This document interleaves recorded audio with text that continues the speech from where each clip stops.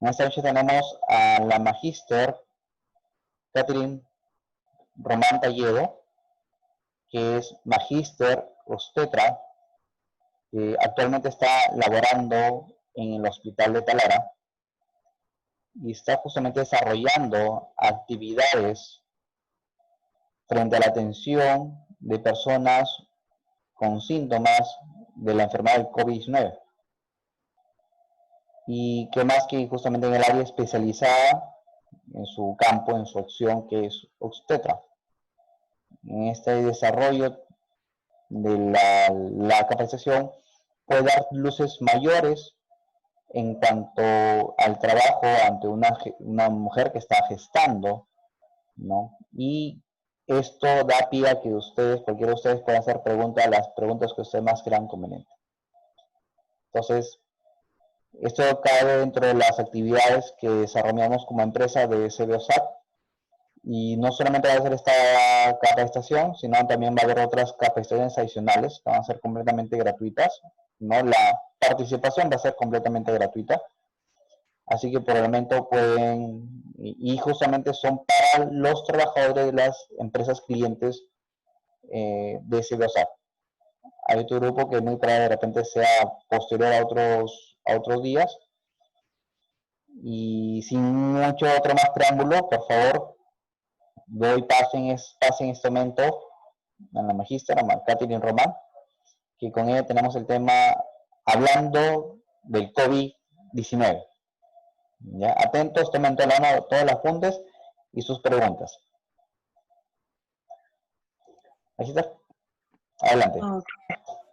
¿Sí me escuchan? Buenas noches. Buenas ¿Me copian? Sí. Excelente.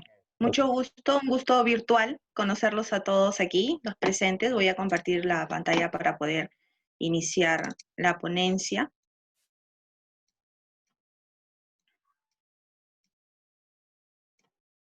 ¿Sí? ¿Está bien? ¿Ok? Sí, está muy bien. Ok, excelente.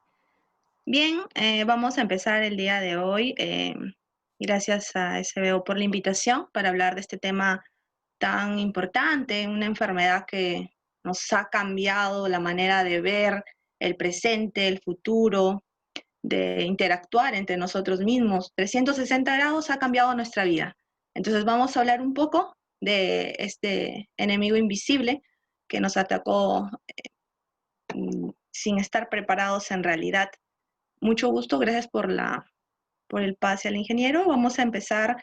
Ciertamente yo estoy trabajando en el Hospital 2 Talara, tengo una mención en salud pública también, así que hemos trabajado de la mano con todo el equipo en primera línea desde que empezaron los casos confirmados, sea en Talara, que tardaron 2 meses en venir los primeros positivos acá. Y bueno, como todos sabemos, a nivel de mundo, o los peruanos estamos librando una batalla, ¿no? Una batalla muy importante que estamos iniciando desde que nos guardamos en cuarentena, pero cuando ya se activó nuevamente nuestras vidas y la reactivación económica, para muchos de nosotros hay un nuevo llamado, ya seguir trabajando, ¿no? Para seguir adelante y dar pie a avanzar en nuestro país y en toda nuestra rama de la economía, pero es importante tener en cuenta que la información nos hace prever y poder prevenir también, poder infectarnos de este virus, de esta enfermedad. Vamos a tener que salir a las calles para poder laborar, pero siempre tenemos que hacerlo con un conocimiento básico y es por eso esta ponencia, ¿no? Vamos a iniciar con lo básico, que es SARS-CoV-2.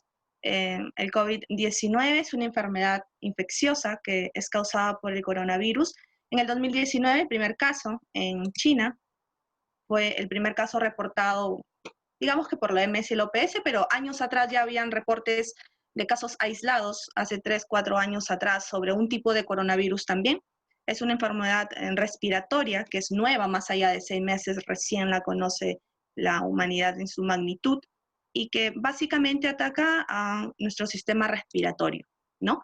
Es un tipo de virus muy astuto, genéticamente y bioquímicamente hablando, que se ha apoderado de las células respiratorias de la persona humana. En el origen no podemos hablar de un origen concreto, solo es un posible origen que se inició en China ahí como ven el origen es el nuevo coronavirus, proviene de los murciélagos. El coronavirus es un tipo de virus de la familia de los coronavirus en realidad, que posiblemente se utilizó un animal que fue vendido en el mercado de mariscos, el famoso mercado de mariscos en China, de nuestros amigos los chinitos que les gusta, tienen una cultura especial. Por ahí el virus se apoderó de alguno de estos animales que venden en estos típicos mercados de marisco y fue la manera en que encontró un huésped y luego, una vez que lo comió una persona, fue el ingreso en vía oral. Y es ahí donde este virus, en la transmisión que especifica abajo, coronavirus es porque la célula tiene una forma de corona y esta forma de corona a la superficie es donde se anexa, es donde se adhiere a la célula respiratoria humana y es por eso que se aloja y como es un virus y todo virus muta, entonces muta en la proteína de la superficie. Entonces, este tipo de virus mutó y la célula del huésped y se ha desarrollado esta enfermedad. La principal forma de propagación vino a raíz de los casos asintomáticos, ¿no? Todos pensaron en la sintomatología que estaba generando el COVID, pero se olvidaron de los asintomáticos y que fue la fuente de propagación de contagio de esta manera tan rápida y brutal que llegó a todo el mundo. Antes se hablaba que una persona infectada podía contagiar a 4 personas.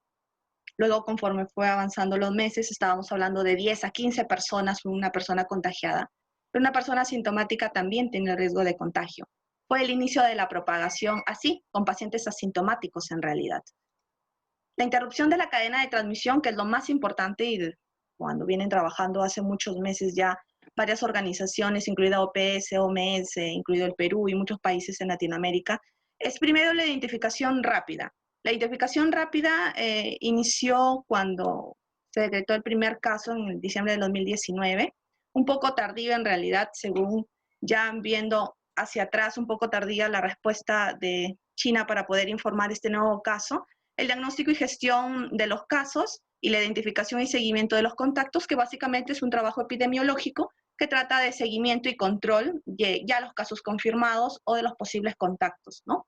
La prevención de infecciones y control de entornos sanitarios, que ahí viene, atrae varios tipos de normas, de directivas, de sugerencias para poder interrumpir esta cadena de transmisión. Y la implementación de medidas de salud para los viajeros. Como saben, poco a poco se está reactivando la economía y también bastantes puntos en nuestro país. Entonces, en lo que quiero enfatizar es en la sensibilización en la población, ¿no? La sensibilización de la población es la clave para poder evitar este nuevo brote que están esperando todos en realidad y la comunicación de riesgos. Nuestra sala situacional COVID-19 está actualizada hasta el día 3 a las 12 horas del 3 de agosto. Estos son los casos confirmados. Hay cierta duda entre los casos confirmados, si no, vamos 433.100 casos confirmados, pero básicamente este número de casos nos dice la manera de propagación del virus, que fue bastante rápido. ¿Y es por qué? Porque el tipo de transmisión del virus es muy fácil, ¿no? Es de contacto de persona a persona. Cuando especifica la letalidad, iniciamos con una letalidad a nivel mundial del 12%, luego bajó al 5% y ahora está en el 2% de la tasa de mortalidad. Tenemos que hay más casos de hombres contagiados en nuestro país, a diferencia del sexo femenino.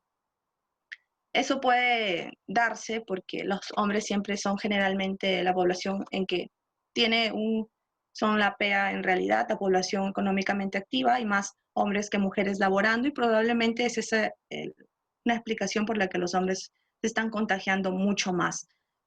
Las personas de muestreo, que casi son más de 2 millones, y los casos negativos, en realidad esta tasa, muchos especialistas dicen este número de 2 millones en realidad debería de ser mayor, perdón, debería de ser mayor porque empezamos tardíamente a realizar las pruebas rápidas. Hubo una descoordinación de gobierno también para poder adquirir las pruebas rápidas, un tema de economía también y de acceso por los cierres de frontera. Toda esta sala situacional nos dice que estamos, según también, en la tendencia a la baja, ¿no? Tendencia a la baja en la brecha, estamos esperando un segundo rebrote, que generalmente decían que era en agosto, o también están diciendo en septiembre, pero básicamente va a ser, depende de la población justamente de ustedes en este caso, saber qué hacer. ¿Cómo se transmite este virus? De contacto de persona a persona. Por eso es que se ha propagado tan rápido, porque es como una gripe común. Segundo, al tocar superficies, ¿no? Pero esto nos da cabida a pensar que la manera de transmisión de este virus es tan sencillo y también se puede evitar de manera tan práctica y sencilla. ¿Cómo se transmite? Dijimos que de contacto persona a persona y también tocando superficies. Entonces, cuando pasa esto, cuando tocamos superficies y nosotros no nos realizamos el lavado adecuado de manos, entonces nos llevamos la mano que ya está infectada por tocar superficies hacia nuestros ojos, nuestra nariz, nuestra boca, algún punto de entrada a nuestro organismo, entonces es ahí donde se produce la infección. Por eso la recomendación siempre es evitar tocarse los ojos, nariz y boca, ¿no? Las manos pueden transferir el virus a los ojos y a la nariz. En realidad la puerta de entrada es muy abierta para poder ingresar el virus. Estamos hablando de los síntomas. Los síntomas son muy importantes para poder identificarlos. Hablamos de pacientes sintomáticos y pacientes asintomáticos. Dijimos que los pacientes asintomáticos fueron la principal causa para que este virus se propague mucho más rápido. Pero en los síntomas, mes a mes han ido aumentando el tipo de sintomatología en los pacientes porque como es una enfermedad nueva, en primera solo sabíamos que era como una gripe común. Entonces, con una gripe común hablamos de una fiebre, ¿no? Cuando el paciente o la paciente presenta fiebre o sensación de alza térmica, porque no todos tenemos el acceso de tener un termómetro en casa. Entonces, el cansancio, que es muy característico desde el inicio de la infección, cuando empieza la carga viral a activarse, el cansancio es muy característico en los pacientes. Ya caminan una cuadrita y dicen que se sienten agitados, como que les duele el pecho, la tos seca también puede aparecer, ¿no? El malestar general como una gripe común. Quienes aquí no se han agripado, creo que la mayoría. Entonces, inicia con una sintomatología de una gripe común, pero la diferencia es que en algunos pacientes en los últimos meses presentan también dolores lumbares, no solamente el dolor de gripe de malestar general, sino un dolor focalizado en la zona lumbar, incluido con el cansancio. Ya los casos más, ya no leves, sino ya más moderados, también hablan de dolor de garganta, una congestión nasal y también las deposiciones líquidas, ¿no? Hablamos de falta de aire por efecto de cansancio. Recuerden que el virus ataca directamente el sistema respiratorio y es por eso que afecta directamente al porcentaje de inspiraciones.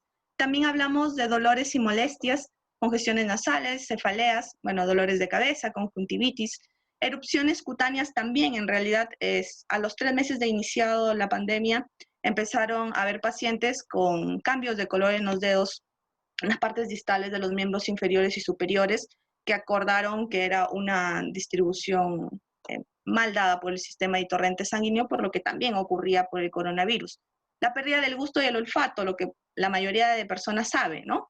Pierdes el gusto y el olfato, probablemente tengas coronavirus. Es como una gripe común también cuando nos agripamos, perdimos el sentido de las comidas. La prevención y diseminación de COVID es muy importante y es básica. Conociendo la manera de contagio y la manera de diseminación de este virus, podemos prevenirla muy fácilmente con la ley universal, que es el lavado de manos. El lavado de manos no solamente se ha descubierto con el coronavirus, en realidad viene desde muchos años atrás, que podemos evitar miles de infecciones virales y también bacterias que pueden almacenarse en nuestras manos. Tan simple como prevenir esta enfermedad es el lavado de manos con un jabón regular en realidad. No se necesita un jabón específico de porcentajes, un jabón puede ser normal. Y hay pasos para el lavado de manos. Así como hay pasos, hay tiempos también. Entonces, en el tiempo mínimo es de 20 segundos que puede estar en contacto con virus o bacterias y las destruye. Entonces, el primer paso siempre es poder echarnos el jabón líquido, mucho mejor el jabón líquido en realidad.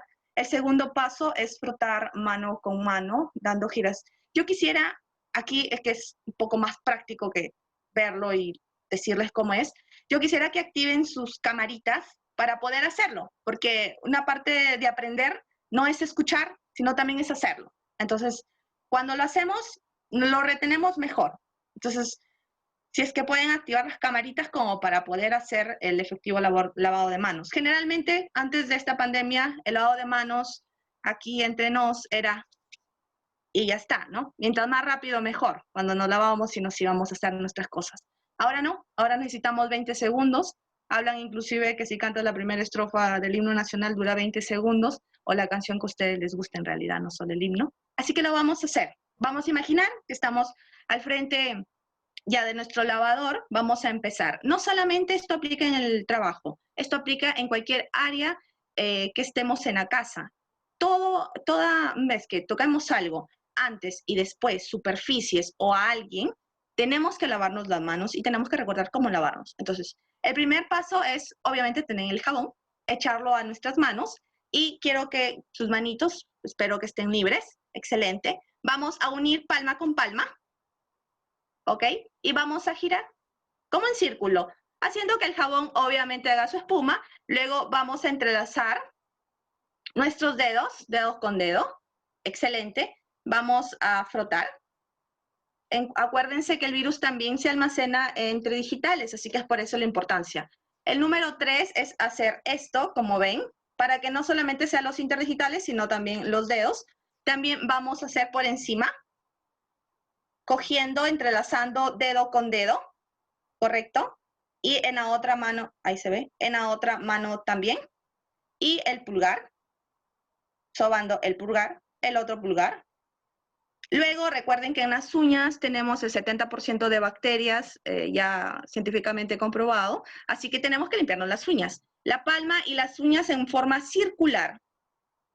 Ahora el otro lado, sobre la palma, de manera circular. Y luego ya estamos listos. En realidad, un punto adicional puede ser las muñecas, ¿no? Sobarnos nuestras muñecas y sobar el otro lado. Imagínense la parte más didáctica de esto es que ustedes imaginen que tienen el virus en sus manos. Entonces, yo estoy segura que si ustedes imaginan que tienen el virus, se van a lavar con una efusividad bárbara. Así que esa es la idea, que puedan lavarse de manera correcta las manos. Luego de eso, nos lavamos las manos y usamos papel toalla. El papel toalla descartable, que es lo ideal en este caso. 20 segundos tiene que durar nuestro lavado de manos para que sea efectivo. Si lo hacemos menos, la verdad es que no es efectivo y no puede eliminar la capa superficial del virus, que como ya le expliqué, es como una coronita. Tiene que ser 20 segundos para poder estar limpiando nuestras manos. Una vez teniendo esto, tenemos que saber cuándo debemos de hacerlo. Siempre antes y después de siempre hacer algo. Primero de retirarnos el equipo de protección personal. Antes y después siempre, para poder entender que los EPPs siempre están contaminados, siempre hay que pensar que están contagiados porque el lavado de manos va a evitar que nos contaminemos. Los primeros meses de pandemia, el 70% de profesionales de salud se contaminó por el mal retiro de EPP. Entonces, el mal retiro de EPP incluye un mal procedimiento en lavado de manos. O sea, no nos infectábamos por estar con la paciente, sino sacándonos el EPP que estaba contaminado y que nos lo sacábamos mal. Imagínense la importancia de saber hacer los pasos correctos. Tocar superficies. Generalmente siempre estamos en la oficina o a veces estamos en la casa, tocamos algo, por ahí viene una visita que en realidad están prohibidas, pero a veces pasa. Coge una superficie, nosotros la tocamos, esa mano nos olvidamos de lavarla, nos la llevamos a cualquier puerto de entrada, ingresó el virus gratis. No sé si habrán escuchado en algunas personas, yo no entiendo cómo me infecté, si yo no estaba en contacto con ningún paciente positivo, yo no estaba en contacto, mi familia era sana, no sé, no entiendo cómo me contagié. Y la respuesta básica son las superficies, ¿no? Las superficies que no nos lavamos las manos de manera correcta antes y después. Y lo mínimo elemental antes y después de comer, antes y después de ir al baño y de hacer actividades diversas. ¿Cómo evito contagiarme? En segundo punto, tenemos la mascarilla. El uso de mascarilla es muy importante y lo he puesto en primer lugar porque ya es tras mandato y directiva de uso obligatorio para todos nosotros desde que inició la emergencia sanitaria. El tipo de mascarilla puede ser de triple pliegue, KN95 o N95 en realidad. El tipo de protección igual varía, pero si dos personas están alejadas no importa. Aquí tengo una mascarilla que pueden ver que es una KN95. La aplicación de la mascarilla también es muy importante y que siempre cometemos errores en la utilización. A veces pensamos que es un accesorio más y en realidad no lo es. Esta mascarilla, la manera correcta de aplicarla, esta siempre viene en una bolsita, no sé si lo habrán visto, o si no, las de triple pliegue que vienen sueltas. Antes, justamente de tocar la mascarilla, tenemos que lavarnos las manos. Una vez que hemos tocado ya la mascarilla, la manera correcta de aplicarla es cogerlos de los tirantes, colocar en una oreja colocar en la otra y dejarlo ahí. No podemos hacer esto. No podemos hacer esto. No podemos acomodarnos.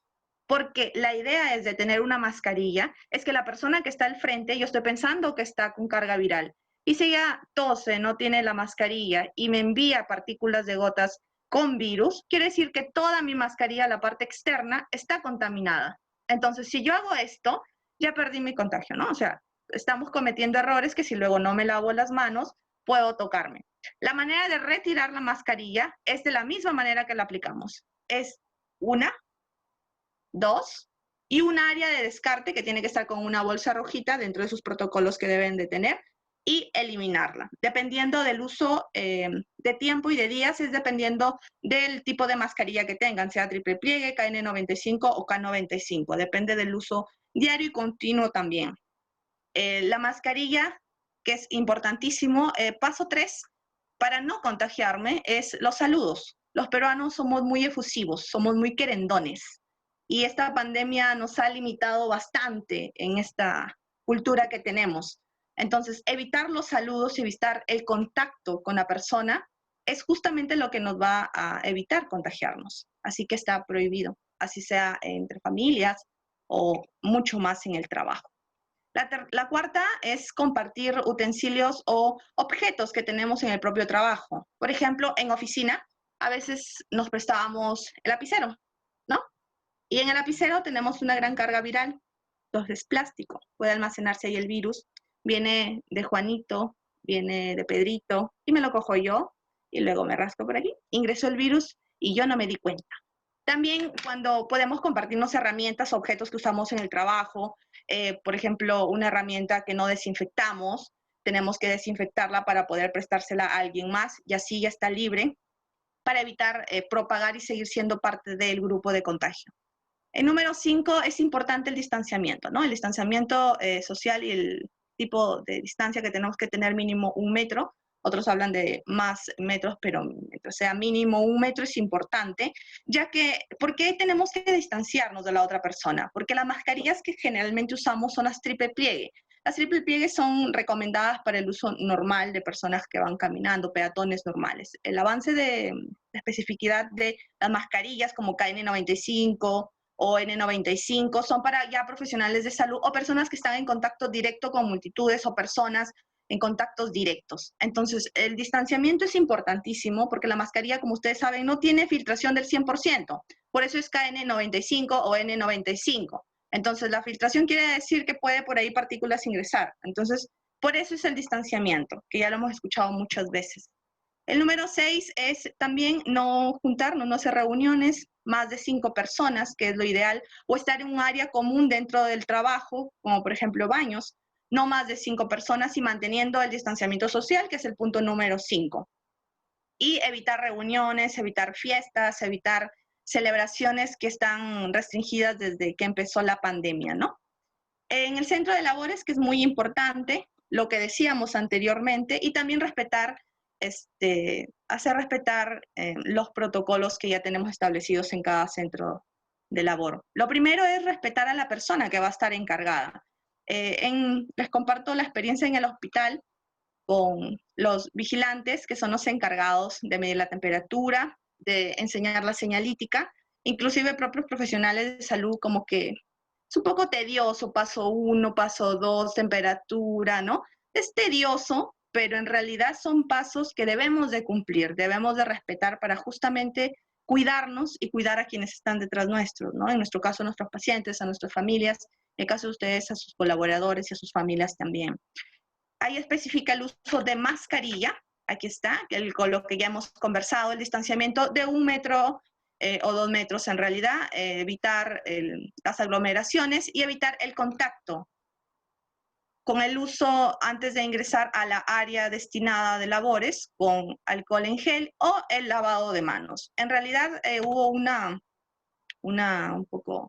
confusión con el uso de alcohol y de lavado de manos. En realidad, si no tenemos alcohol, que en realidad está dentro de los protocolos, ya se ha determinado que eliminamos el 97 a 98% de bacterias y virus con un simple lavado de manos. Entonces, el lavado de manos es mucho más efectivo. pero si tenemos el alcohol gel también es doble protección y doble eliminación de virus y bacterias. El número 2 es el uso del pediluvio, que ya es muy conocido en todos los protocolos aceptados en la reactivación económica, lo han aceptado, que es para eliminar y limpiar las bases de nuestros zapatos, básicamente para mantener el ambiente y la superficie limpia, ¿no? Del área de trabajo.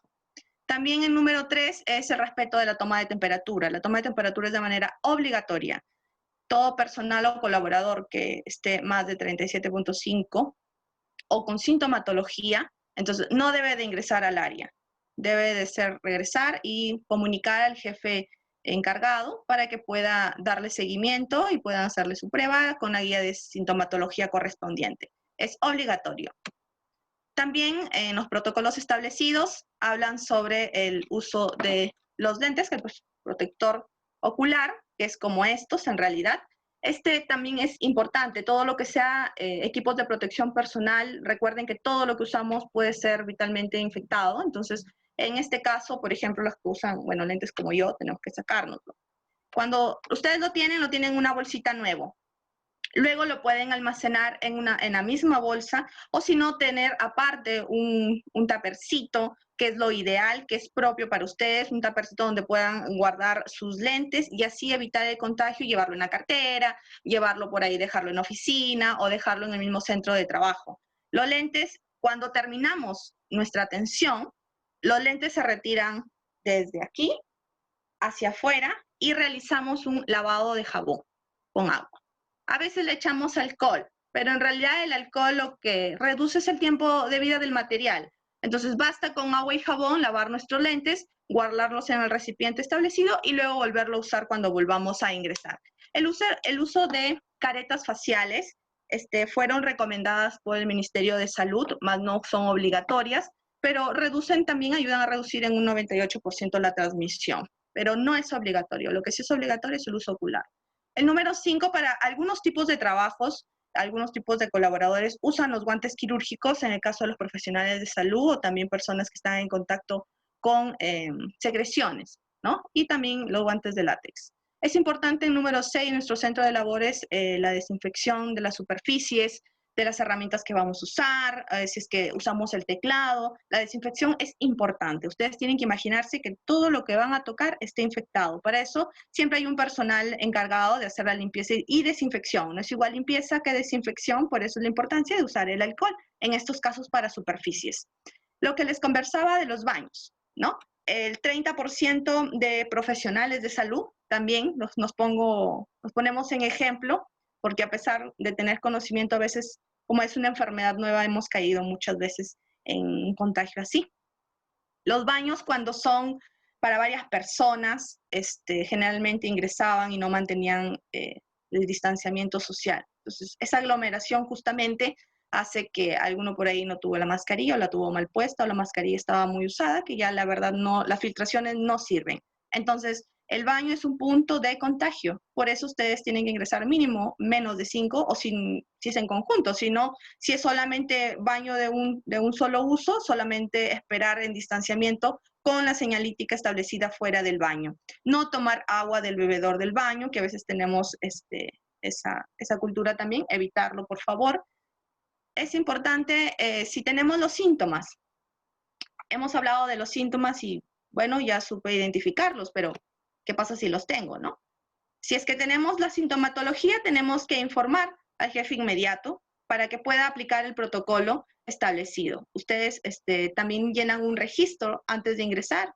Los protocolos lo establecen así, conjunto a la toma de temperatura. Si es que tienen alguna sintomatología de las que hemos conversado, fiebre, dolor de cabeza, dolor general, dolor lumbar, si tienen pérdida de sensación al gusto. Entonces, son signos y síntomas que tienen que informar a su jefe inmediato para ponerlos en aislamiento y cuarentena obligatoria, ¿no? El aislamiento es evitar que una persona contagiada esté expuesta a las personas sanas.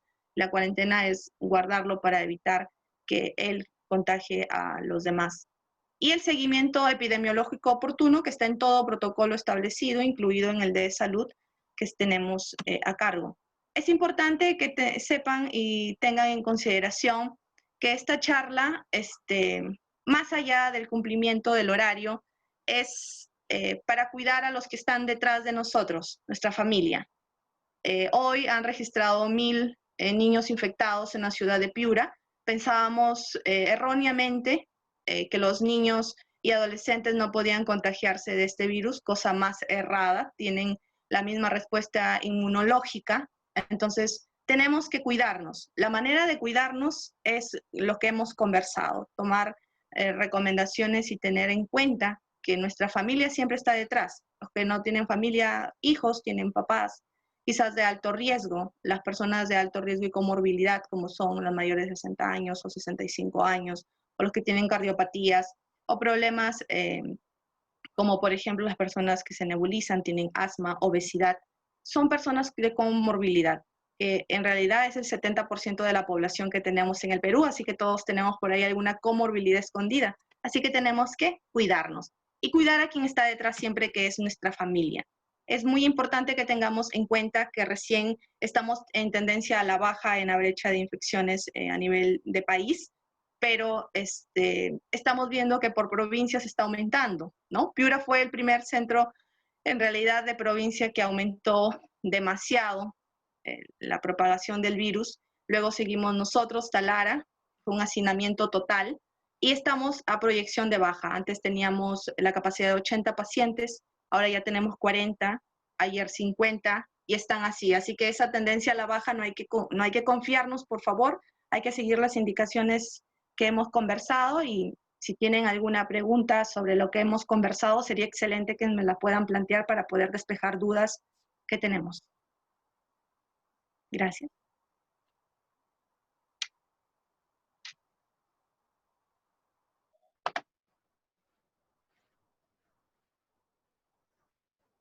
Bien, vamos a pasar la ronda de preguntas. Por favor, aprovechen esta oportunidad para darla con confianza que tengan, ¿no? En este caso, a ver, por favor, bien, Yamilet, Sí, adelante, ¿sí me escucha? sí, te escuchamos, Yamilet, adelante, tu pregunta. Sí. Sí. Buenas noches. Buenas noches. Mi pregunta es, ¿qué tanto afecta este virus en las embarazadas? Nada personal. Ok. Bien. Generalmente en el área del servicio de obstetricia, en el transcurso de la pandemia, hemos tenido alrededor del 60% de gestantes infectadas, ¿no? El tipo de infección depende mucho de la carga viral. Y nos hemos dado cuenta en un trabajo estadístico interno, más que todo, que la mujer gestante a nivel nacional, de todas las infectadas, solo ha habido el 1% de casos moderados. Quiere decir que la mayoría han sido asintomáticas o casos leves. Entonces, se está hablando de un tipo de inmunidad en la gestación para la mamá. La inmunidad de la gestación habla que la gestante adquiere una inmunidad aumentada que evita que este virus pueda realizar efectos colaterales en su organismo. Ahora vamos al punto 2, que es el bebé. Ahí viene el problemita. En el bebé puede haber óbitos fetales, en realidad. El coronavirus puede generar traspaso de placenta. Para que me entiendan más o menos, una mujer embarazada tiene su bebé conectado a la placenta, y la placenta es como un filtrador humano. Filtra cualquier virus o bacteria que ingrese por la mamá y lo exonera al bebé. Pero en este caso no, este virus es tan letal que puede pasar la placenta. Entonces, por el torrente sanguíneo ingresa por el cordón umbilical. Esto genera una disminución de proteínas, una disminución del torrente sanguíneo y oxígeno, lo que hace que el bebé no crezca de manera normal. Estamos hablando en el 5% de los casos de gestantes, no en todas las gestantes. Entonces eso hace que el bebé tenga un retardo en crecimiento intrauterino. Hayan bebés que no puedan aguantar o tolerar el número de nutrientes que llega y se ovitan, es decir, fallecen dentro del vientre materno. Y hay mujeres también con partos pretérminos, es decir, antes de los 7 o 8 meses. Entonces, estos son básicamente los efectos colaterales del virus. En la madre en realidad no afecta, pero sí afecta en el embarazo. no podemos hablar de manera genética porque no han pasado 9 meses con una gestante en base 0 de inicio de gestación. Entonces, pero sí se habla acerca del virus, no que afecta a la mujer, sino más bien al hombre, ¿no? Y es en el líquido preseminal. Por ejemplo, los hombres que salen, que desean tener familia, pero han sido contagiados por COVID y han hecho un caso moderado. Ojo, moderado es cuando ya hay un compromiso pulmonar, cuando ya necesitan un apoyo, un respirador, por ejemplo, una máquina. Entonces, cuando ocurre esto, este individuo, este hombre, tiene un problema seminal. El virus va y se mete por los conductos deferentes y altera la producción correcta de los espermatozoides. Bueno, todos sabemos que el espermatozoide junto al óvulo forman un bebé. Entonces, la carga genética se altera. Entonces, no es recomendado en los pacientes que han tenido casos moderados de COVID tener familia mínimo 6 meses. Eso sí está demostrado, hace 15 días salió la información que es mucho mejor esperarse a tener familia, más la parte que afecta genéticamente al varón, más que la mujer en realidad.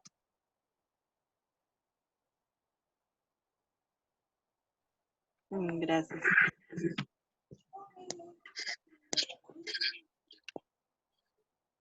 ¿Alguna otra pregunta?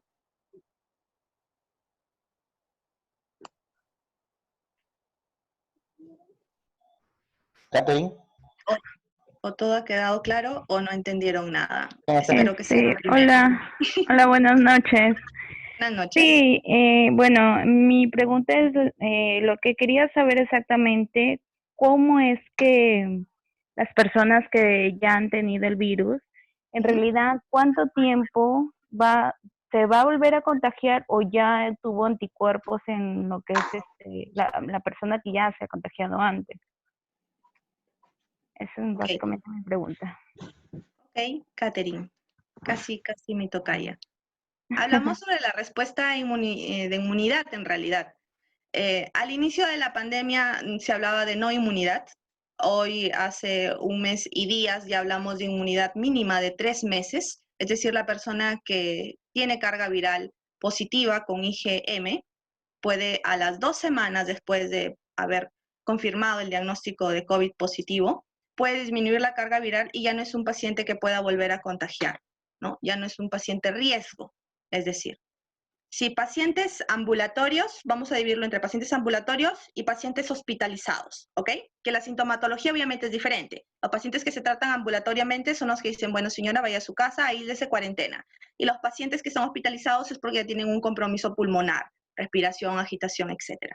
Los pacientes asintomáticos, cuando son diagnosticados con positivo, con IgM, se habla de 2 semanas mínimo de carga viral. La carga viral es la que hace que tú contagies a otras personas. Y esta inmunidad es de 3 meses como mínimo. Otras literaturas hablan de 6 meses, pero en realidad, como es una enfermedad nueva, que recién se está viendo investigaciones al respecto, hablamos de 3 meses de inmunidad después del contagio. Ahora, no es general, porque hay pacientes que han terminado una infección y al mes y medio se han vuelto a recontagiar. Entonces, ahí hablamos del sistema inmune. El sistema inmune es la base para poder atacar cualquier germen o patógeno que viene de afuera hacia adentro. Entonces, también la inmunidad va de parte no solamente de nuestra genética, sino también de la alimentación. En pacientes que son hospitalizados, por ejemplo, hablamos que ya pasó su carga viral, es decir, que ya no puede contagiar después de 4 semanas mínimo, que es el doble de los pacientes asintomáticos. Estos quiero dejar claro que son aproximados de últimas investigaciones. No es en la medicina no es nada certero. 4 semanas después baja su carga viral y particularmente de la prueba rápida, este paciente disminuye la probabilidad de contagio y la inmunidad es de 2 a 3 meses. O sea, más o menos va por ahí. La respuesta inmunológica, va de acuerdo a la alimentación que tengamos en pacientes de comorbilidad.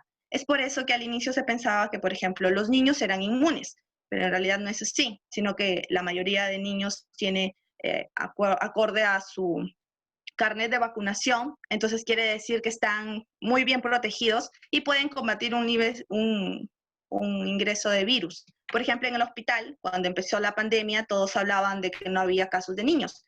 Eso era mentira, porque en el hospital llegaron cerca de 60 niños contagiados. Pero como IgG, quiere decir que la carga viral ya bajó, solita bajó sin recibir ningún tipo de tratamiento y ya estaba en la fase terminal de la enfermedad. Quiere decir que los niños tienen mejor respuesta inmunitaria, ¿no? Entonces, la alimentación es la base de cualquier cosa. Entonces, más allá de la inmunidad, es saber alimentarnos y poder ayudar a nuestro cuerpo para poder reaccionar frente a este virus. Un virus en realidad que es muy, muy vivito porque se puede generar de bastantes formas y sintomatologías y es por eso que hasta ahorita están ya detectando el tipo de vacuna para poder evitar el contagio, pero no es nada 100% seguro porque todas las personas son diferentes y la inmunidad es diferente. Por eso hay que reforzarla con alimentación.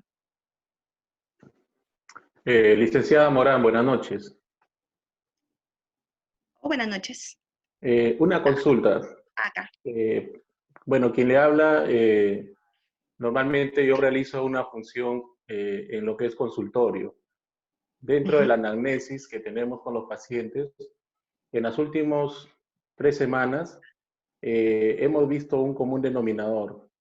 Nosotros cuando colocamos la lentilla de pruebas para hacer la agudeza visual, suele empañarse en la luna, en la montura de prueba, por efecto básicamente el vapor que emite la mascarilla con el lente, ¿no?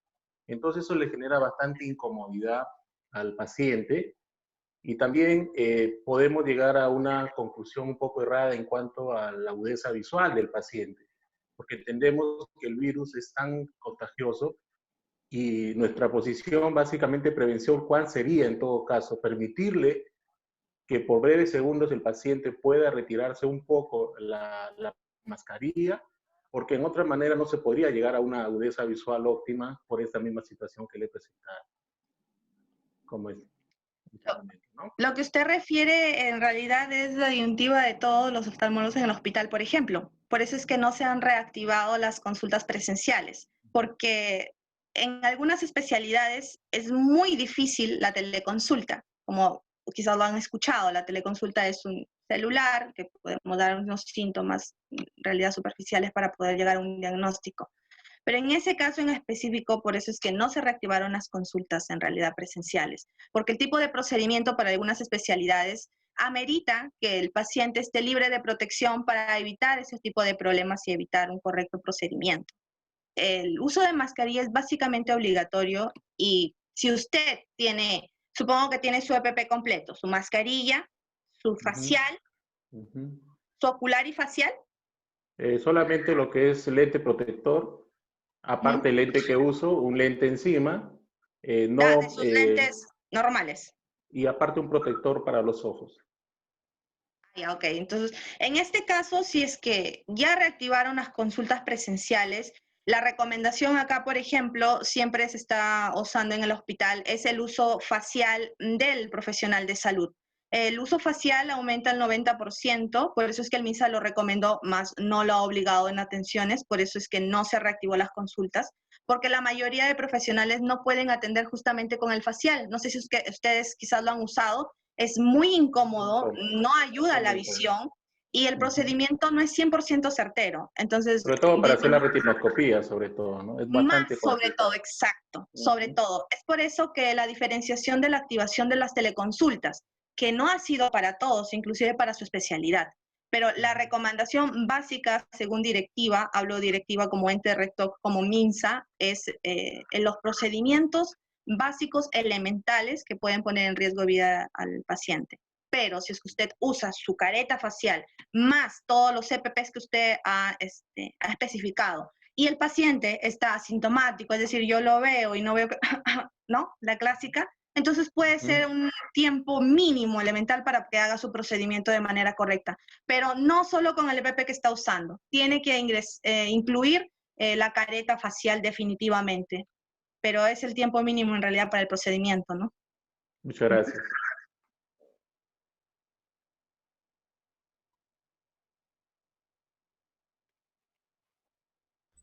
Licenciada Caterine, buenas noches. Buenas noches. Disculpe, yo entré un poco tarde porque estaba también en un curso, entonces entré tarde, no sé si ya lo explicó. Quería contar una experiencia que tuve yo al ir a una entidad bancaria. Tenían que tomarme la presión para entrar y entonces la señorita me dijo que era, sí, la temperatura, pues no, dijo que era en la sien o en el cuello. Y entonces yo no le quería permitir que lo haga ahí, sino en la muñeca. Y me dijo, entonces usted no entra al banco. Si no se deja donde yo debo ponerle, usted no entra al banco. Yo no sé si eso es factible, ¿no? Porque igual no me permitían entrar al banco. Bueno, entonces tuve que poner, creo que en el cuello me tomaron la temperatura. Básicamente también hay dudas con la toma de temperatura, empezando, creo yo, con el termómetro infrarrojo, ¿no? El termómetro infrarrojo tiene un 8 a 10% de no efectividad, es decir, hay un margen de error de tan solo en el termómetro infrarrojo, empezando por ahí. Continuando con la toma de temperatura, perdón, que hay de manera oral y axilar y rectal. Si hay tipos de temperatura, quiere decir que nuestro cuerpo tiene tipos de temperatura también. Entonces, lo ideal y recomendado es aquí, definitivamente. Porque las otras partes de nuestro cuerpo, no sé si ustedes habrán notado que a veces necesitamos las frías nuestras manos, ¿no? A veces nuestros pies fríos, las partes distales siempre se enfrían, pero la parte siempre de tronco y cabeza siempre está a la temperatura correcta. Entonces, lo ideal es aquí. Lo que pasa es el problema con lo que ha tenido usted es que el protocolo que ellos activan no están acorde con ponencias como de este tipo. Es decir, las personas que realizan este tipo de procedimiento, que es elemental para poder ingresar a cualquier establecimiento en realidad, no tienen, digamos, la orientación correcta, ¿no? Y también hablamos de un distanciamiento, porque hay un distanciamiento mínimo para colocar el termómetro infrarrojo. Y es mucho mejor si yo alargo mi mano y lo coloco ahí, me protejo yo, pero en realidad la temperatura, la toma de temperatura tiene su falla. Entonces, lo correcto sería la temperatura acá, según el protocolo lo indica. Claro que después con el distanciamiento social se implementó, pero la verdad es que aumenta más un error, un resultado erróneo, pero lo correcto vendría a ser acá, ¿no? Obviamente con el distanciamiento. La toma de temperatura es muy importante. La persona tiene que estar, obviamente, o lo que tenga, pero la persona no se acerca, o sea, no es el cuerpo el que se acerca, sino es el cuerpo el que se acerca y el brazo el que se acerca. Es por eso que están en el área de control de ingreso, con la señalítica incluida, no tienen en cuenta esto, ¿no? Ellos piensan que tomar la temperatura es acercarse todo, ¿no? Hacia la persona. Y obviamente ahí entramos en riesgo del personal que está tomando la temperatura y es entendible. Entonces, quizás básicamente solamente un cambio en el protocolo y poder de orientación, pero lo ideal es aquí, definitivamente, si su protocolo de trabajo lo implementamos así. Acá lo hacemos así en realidad. Muchas gracias. Con gusto. ¿Alguna otra pregunta? Catherine, entonces, queda claro que el primer punto para la toma de temperatura vendría a ser tomar en la frente. Sí. Como hay un segundo o una tercera opción, de repente, para poder hacer cercanía, porque, digo, no, porque en tal caso, ¿y cuál es lo menos indicado, no? Por ejemplo, he visto también que se están tomando en algunos lugares las manos, cuando personas se les vierte un poco de gel, alcohol en gel, y eso no lo sé, desconozco, de repente puede enfriar un poco la temperatura de la mano, no sé qué tan ensartado puede ser ese comentario, pero nos puedes comentar cuál viene a ser una segunda o tercera opción y cuál es lo menos indicado para tomar la temperatura. En realidad todo lo que nosotros estamos en contacto infiere nuestra temperatura. Todo, absolutamente todo, empezando por el ambiente, empezando por lo tópico, lo que tocamos, etc. Como explicaba, la primera opción sería directamente con el brazo estirado manteniendo la distancia. Si hablamos de otras opciones, hablamos de margen de error ya. Quiere decir que podemos tener otras opciones, por supuesto, como es la opción de la muñeca, como es la opción de cuello, pero disminuye la probabilidad en que sea efectiva la toma de temperatura. Es por eso que se aplica aquí, definitivamente. La que nunca aplicaría particularmente y no se aplica en el hospital es en la muñeca, ¿no? Porque infiere mucho justamente con lo que usted decía, ¿no? Que es con el lavado de manos, el frío, en realidad no sé cómo estarán por allá, pero acá hace un frío de horror y las manos están siempre frías y heladas. Y no solo de aquí para acá, en realidad es todo el brazo. Entonces, eso infiere en la temperatura y un margen de error. Si queremos mayor margen de error, podemos continuar con la segunda opción del cuello y la tercera opción la muñeca. Pero ya sabemos que la primera opción, y la verdad no deberían de haber más opciones, es directo acá. Y también un comentario. ¿Creo que alguien más va a hacer una pregunta? Por favor. Wilter. A ver. Una consulta más.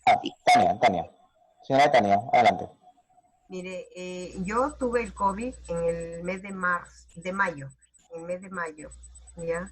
Pero hasta ahora tengo secuelas.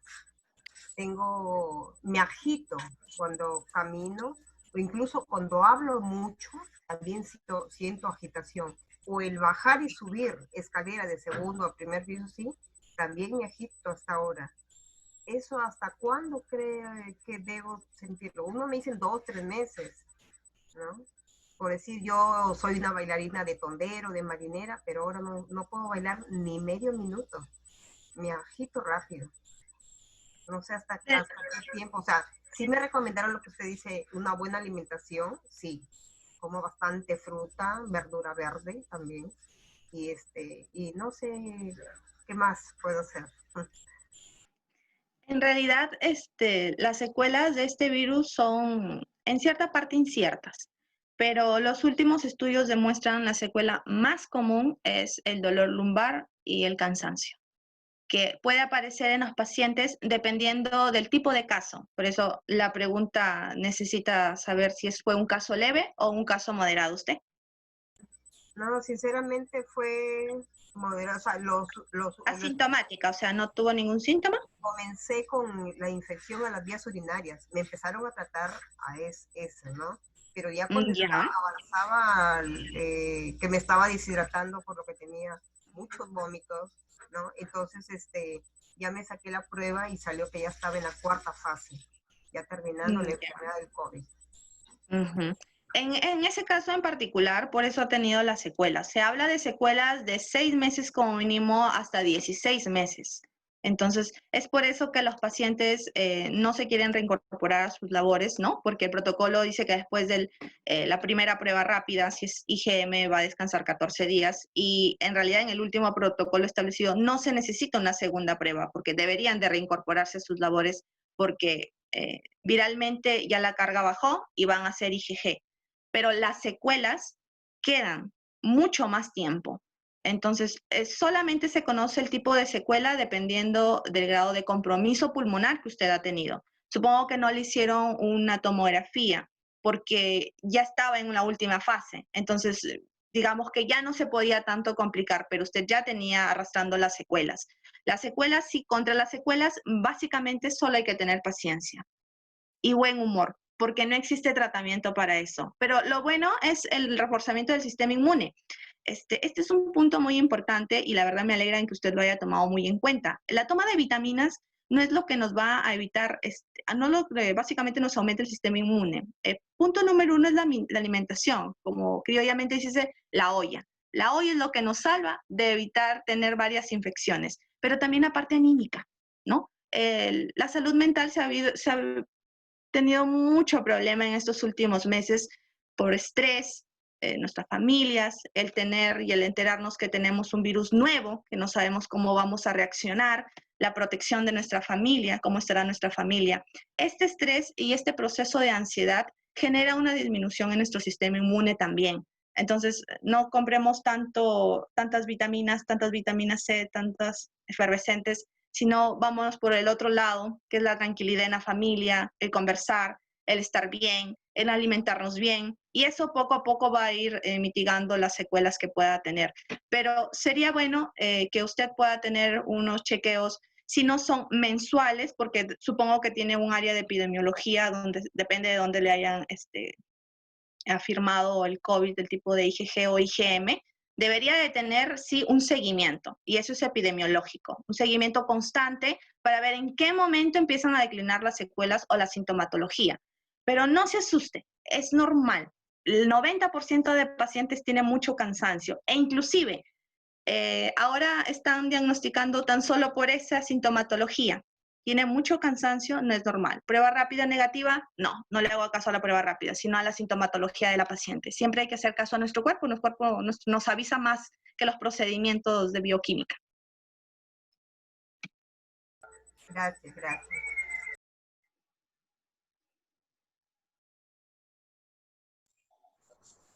Buenas noches, licenciada Catherine. ¿Me escucha? Noches. Sí, perfecto. Sí, correcto. Tengo dos preguntas. Okay. A lo que usted explicaba en cuanto al uso de la temperatura.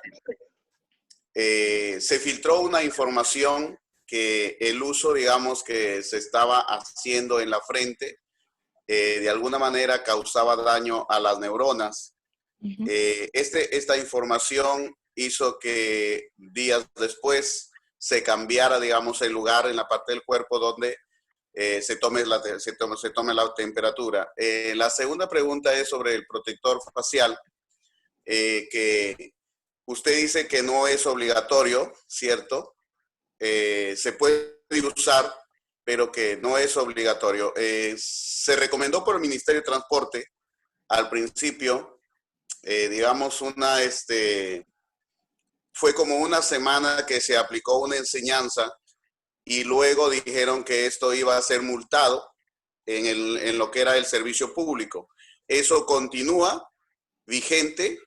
¿A qué se refiere cuando no es obligatorio el uso de protector facial? Ok. Vamos a contestar la primera pregunta con respecto a los termómetros infrarrojos. Es verdad, básicamente no por un estudio científico se cambió la toma de temperatura, sino por las falsas informaciones que a veces rondan en Facebook, Twitter, Instagram, que son falsas en realidad, porque se emitió también un comunicado de ente rector que es MINSA acerca de las tomas de temperatura y acerca de los comentarios falsos en realidad que habían. Siempre información conspiranoica que nunca falta con enfermedades y pandemias, y lo hemos visto a lo largo de los años, pero la cual no tiene base científica. El termómetro infrarrojo solamente es sensor de temperatura, ¿no? El sensor de temperatura no emite ningún problema ni sea para la persona que lo está aportando ni para la persona que lo está recibiendo. Es como decir que la toma de presión con un tensiómetro digital puede afectar al miembro superior. Entonces, no tiene lógica, por lo tanto fue descartado por las entidades, ¿no? Con respecto al segundo, el protector, quizás no me expliqué bien. El protector facial, existe una norma técnica de uso de equipo de protección personal dependiendo en la área en que se está desempeñando el profesional. Hablemos de profesional de salud, e inclusive en las áreas solamente críticas donde es por contacto de gotas, es decir, donde las pacientes no pueden usar mascarillas como son los partos, por ejemplo, o pacientes con aerosol, que son las salas de operaciones, está obligado el uso de protector facial. El uso de protector facial, por ejemplo, en las calles, en realidad no es obligatorio como las mascarillas, pero si nos vamos en el área de transporte, por ejemplo, necesitamos una declaración jurada y el uso de la careta obligatoria. Yo básicamente me refería al centro de labores y al tipo de nivel de contagio y de exposición que tiene el profesional. Por eso se deben de guiar con la norma. Existe una norma donde hay un cuadrito en qué tipo de profesional soy yo, si soy administrativo, agrícola, profesional de salud, el tipo de contacto que tenemos con los pacientes. Por ejemplo, no va a ser igual yo que estoy haciendo un trabajo remoto, ¿no? Que no tengo contacto con nadie, y una secretaria que sí está haciendo una parte presencial. O si nos vamos al área de campo, por ejemplo, ¿no? Ingenieros que realizan actividades que son de campo, pero en su zona y su alrededor no hay ninguna persona, no hace falta el protector facial. Entonces, todo EPP siempre va guiado con el tipo de profesión que tiene el colaborador, ¿no? Y el tipo de transporte, sí, ¿no? Ese sí es obligado, sea terrestre o aéreo, pero básicamente para protegernos, porque lo ideal era el 50% de personas para que puedan viajar, pero esto no se dio, por eso es la creación del protector facial, porque se fue al 100%, básicamente. Ujú. Bien, gracias. Ok. Bien.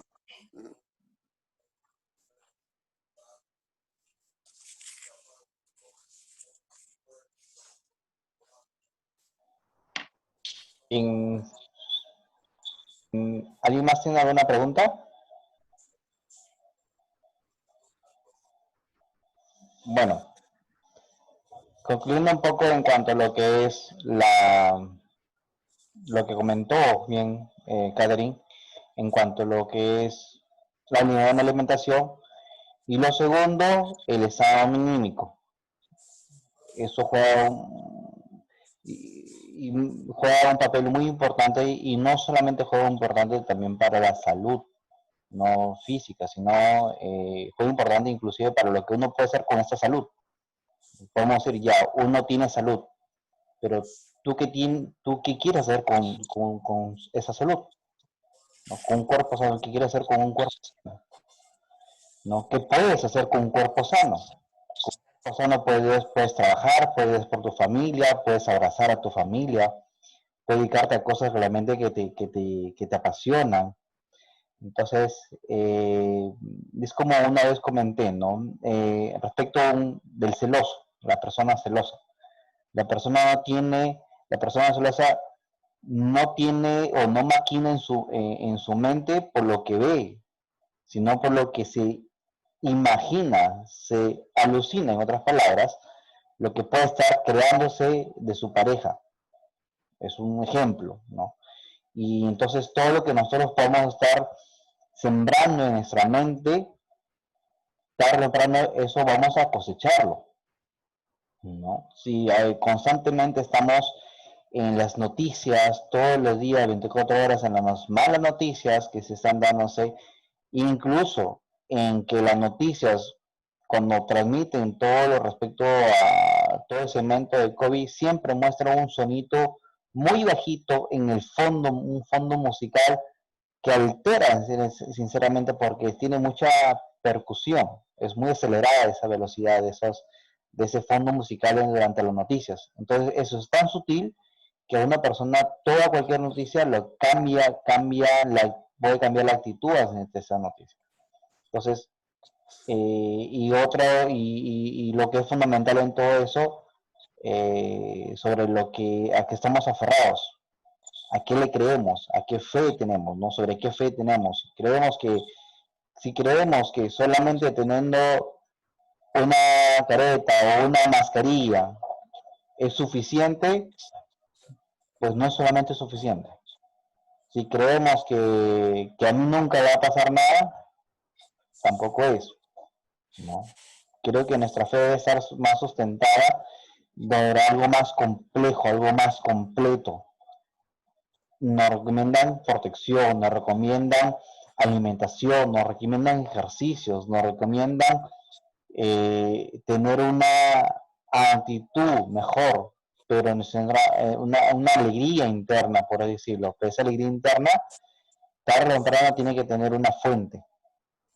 Y esa fuente, busquen cuál es esa fuente, lo que les puede llenar a ustedes en cuanto a lo que es esa plenitud como persona, como ser, ¿no? Y mucho estamos hablando, por ejemplo, que una cosa es el cuerpo y otra cosa es el espíritu. Y en cuanto a lo que es espíritu, mientras que nuestro espíritu esté fundamentado sobre algo que es mucho más allá, mucho más grande que nosotros, nuestro espíritu va a descansar sobre eso, algo grande.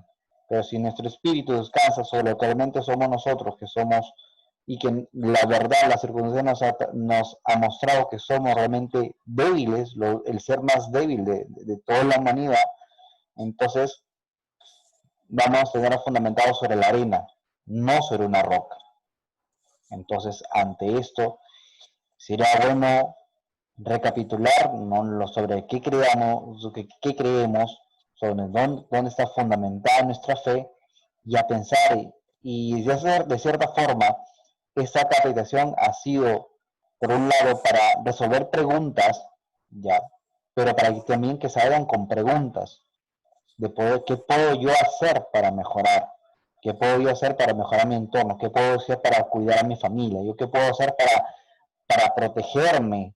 ¿No? Porque al final la angustia va a hacer que uno pueda estar en sala, en UCI, unidad de cuidados intensivos, sin poder ver a mi familia. Y mi familia no va a poder saber en la situación que uno puede estar encerrado y no incomunicado completamente, ¿no? Y se han visto cuadros muy desgarradores en cuanto en las partes externas de un hospital, en las partes externas de la entrada de emergencia. Entonces, ante esto hay mucho por hacer, hay mucho en qué fundamentarse, en qué creer. Y bueno, entonces todo esto, más que todo, ha sido para poder tener una primera capacitación, una primera reunión en cuanto a eso. Por favor, estén atentos a las siguientes capacitaciones que vamos a dar en este entorno. Va a haber temas que hemos visto, por ejemplo, puntos, ¿no? Por ejemplo, lo que es la alimentación, sobre el estado anímico, sobre el espíritu, sobre qué es lo que tenemos que hacer con nuestras familias, ¿no? Soporte inclusive psicológico. Entonces, son temas que de repente a algunos de ustedes les puede estar interesando en este momento. Y gracias primero también por su tiempo también. Quisiera que ustedes según el WhatsApp de las empresas que cada uno tiene su grupo de WhatsApp, comenten o comparten sobre esas inquietudes, sobre qué más temas quisieran también ustedes tratar y podemos tratarlos bajo estos medios, ¿no? Tenemos dentro del equipo un bagaje de profesionales que podemos tratar de atender o gestionar de una u otra forma este tipo de reuniones. Entonces, muchas gracias por su tiempo, realmente ya hemos pasado la hora de transmisión. Es un tiempo en el cual nos hemos podido saber más del tema y por último bueno y más principal, agradecer a Dios. Agradecer a Dios porque ahorita si es que nos podemos ver esa transmisión, hacemos que tenemos nuestras manos, nuestra salud y agradecer que estamos para vivir y porque estamos vivos es porque hay un propósito, ¿no? Agradecer que no estamos ahorita en una cama hospital. La ropa que ahorita ustedes tienen es mucho mejor que la ropa que ahorita están usando las personas que están en UCI, porque están usándola por una razón. ¿Ya? Entonces, cuídense, que Dios me los bendiga, ya que vayan bien confiados sobre esa fe, sobre esa roca fuerte, sobre alguien que es el más superior que todos nosotros, más que esta creación. Y bueno, en fin, muchas gracias por su tiempo y bueno, para este momento ya queda terminada la transmisión de la capacitación. Hablemos sobre el COVID. Puede ser una segunda parte, ya depende de lo que ustedes sean sus peticiones. ¿Ya? Muchas gracias, buenas noches y Dios me lo bendiga. Hasta luego. Gracias. Hasta luego. Hasta luego. Hasta luego. Gracias.